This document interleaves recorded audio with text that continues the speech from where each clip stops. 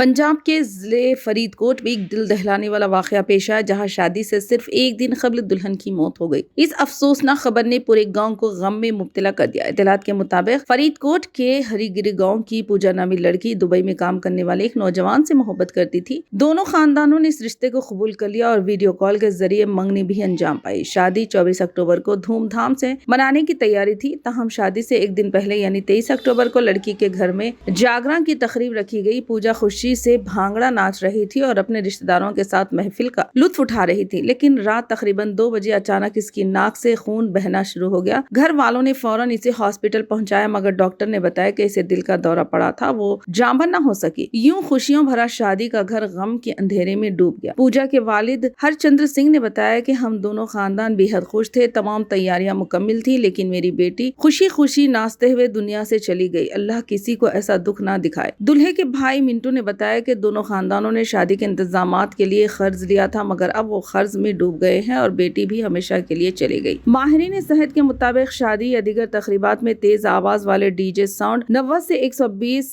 Decibel तक दिल पर दबाव डाल सकते हैं, जिससे हार्ट अटैक या ब्रेन स्ट्रोक का खतरा बढ़ जाता है। पुलिस ने रात 10 बजे के बाद डीजे चलाने पर पाबंदी आयद कर रखी है, मगर कुछ लोग अब भी रात देर गए तक इसका इस्तेमाल जारी रखते हैं, जो जानलेवा साबित हो सकता है।